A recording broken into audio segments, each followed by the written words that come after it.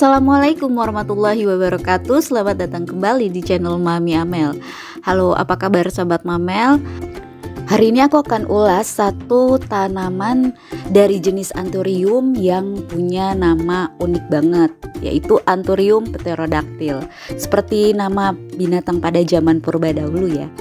Tapi kalau menurut aku sih ini lebih seperti logo salah satu superhero ya, yang suka kita lihat-lihat filmnya gitu.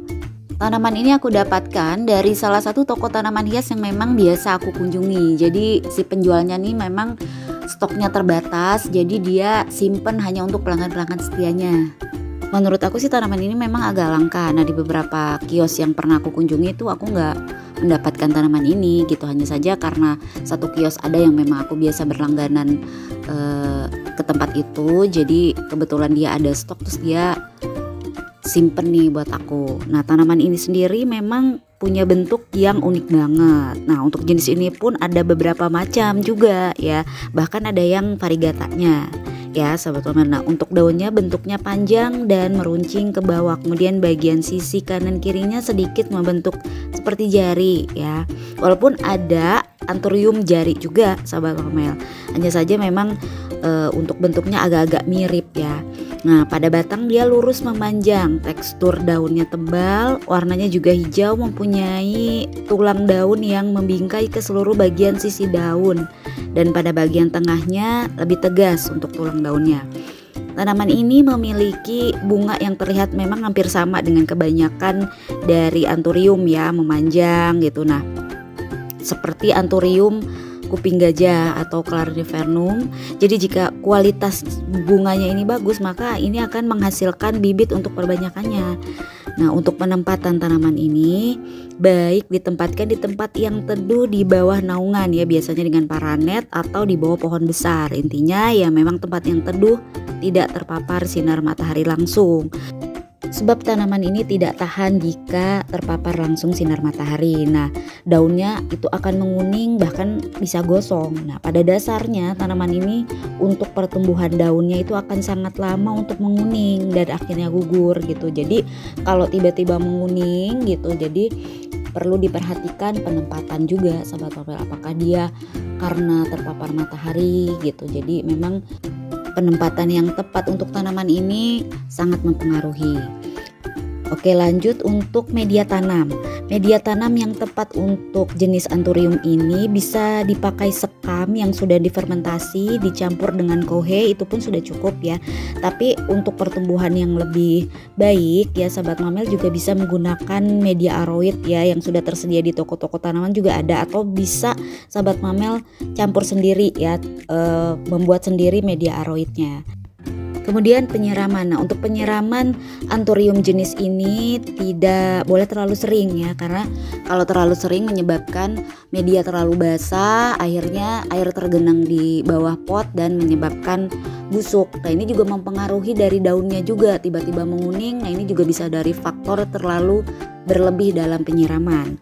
Nah, untuk frekuensi penyiraman sahabat Mamel bisa lakukan untuk tanaman ini antara 2-3 hari sekali. Tapi juga perlu diperhatikan cuaca yang sedang berlangsung di tempat sahabat Mamel. Misal dalam musim kemarau atau musim panas ya, bisa dilakukan seperti yang tadi aku sampaikan 2-3 kali dalam seminggu ya. Jadi nah, kalau untuk musim penghujan bisa dikurangi atau cek media dulu, yaitu udah cara yang paling aman. Jadi masukkan jari ya ke dalam media 5-10 cm ya ke bawah dari permukaan media.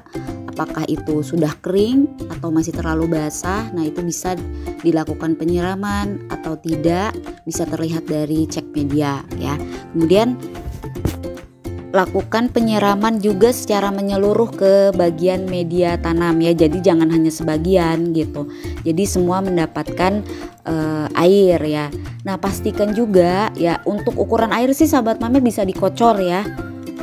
Langsung dikocorkan ke media. Nah, hanya saja pastikan air yang kita guyurkan atau kita kocorkan ke dalam media itu keluar semua dari lubang drainase ya. Jadi tidak ada air yang menggenang di bawah pot. Selanjutnya pemupukan. Nah, untuk pemupukan tanaman ini tadi kan di awal untuk persiapan media kita sudah berikan kohe ya.